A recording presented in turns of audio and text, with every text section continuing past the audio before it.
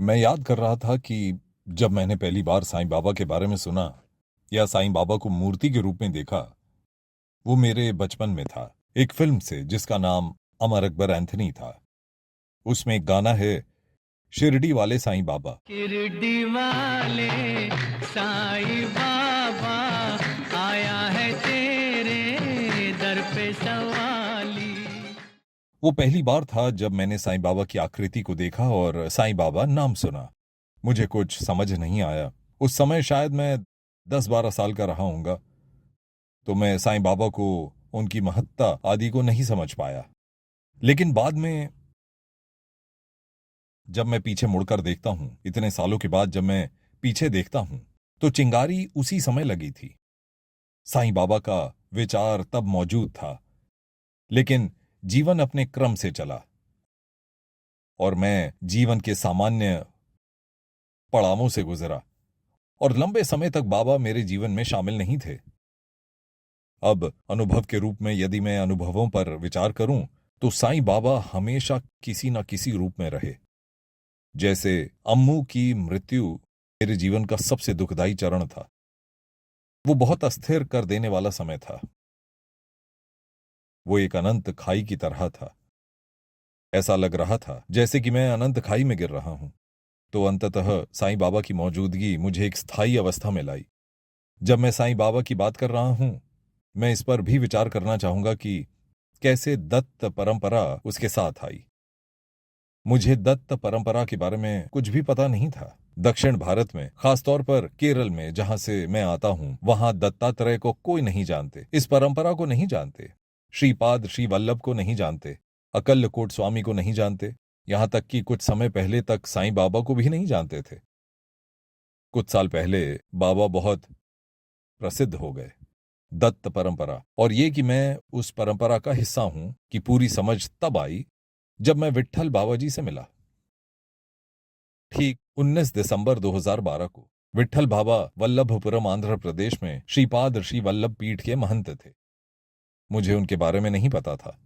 मैं वहां गया, कोई मुझे लेकर गया था, और जब मैं उनसे मिला कुछ ही क्षणों में वो बोले, उन्होंने मुझे देखा और कहा, अरे अनमोल हीरा, आओ मेरे साथ बैठो। कोई भी महंत के साथ नहीं बैठता, या तो पीछे या आगे जमीन पर बैठते हैं। लेकिन उन्होंने मेरे लिए कुर्सी लगवाई और मुझे अपने साथ बैठने को कहा और मेरा सम्मान किया, और उन्होंने मुझे राज ऋषि, राजयोगी की उपाधि दी। तो वो मेरे जीवन में एक बहुत महत्वपूर्ण चरण था और मुझे जीवन में दत्त की मौजूदगी महसूस होने लगी। उन्होंने अपने हाथ से निकालकर एक अंगूठी मुझे दी। ऐसे उच्च गुरु से वो भेंट भी एक बहुत बड़ा सम्मान है। तो फिर से दत्तात्रेय, दत्तात्रेय परंपरा, साईं बाबा, उस परंपरा के एक हिस्से के रूप में साईं बाबा ज्यादा सुलभ हैं और उन्हें समझना ज्यादा आसान है। बाबा घर में एक दोस्त की तरह हैं। आपको बाबा का अपने साथ होना अच्छा लगता है और वे बहुत ही स्नेहशील हैं। उनका पूरा तरीका ही ऐसा है। तो बाबा निश्चित से पूरी व्यवस्था का हिस्सा थे, लेकिन दत्तात्रेय परंपरा का मैं एक परंपरा की तरह अनुसरण करने लगा। या वो मेरे पास आया, या वो मेरे द्वारा पुनर्जीवित हुआ, आप जैसे भी देखना चाहें। लेकिन दत्त परंपरा के बारे में बहुत विशेष बात यह है कि दत्त परंपरा को समझना आसान नहीं है।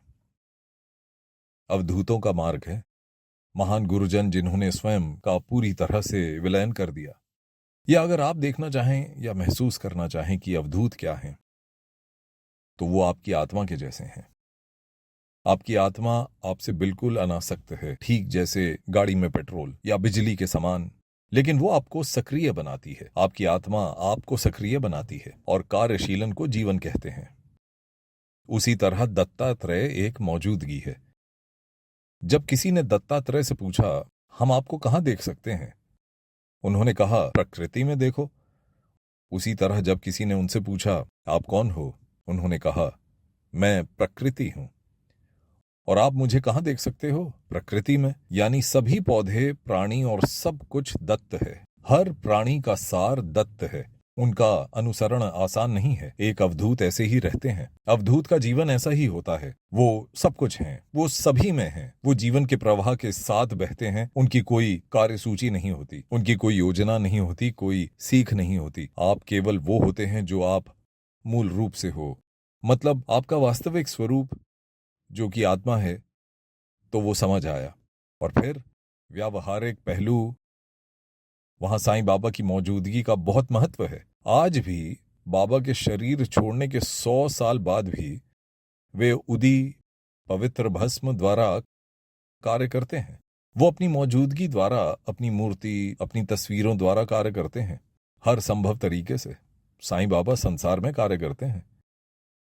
तो अगर लोग साईं बाबा को उस समय नहीं समझ सके जब वो शरीर में थे, लोग साईं बाबा को अब समझ रहे हैं।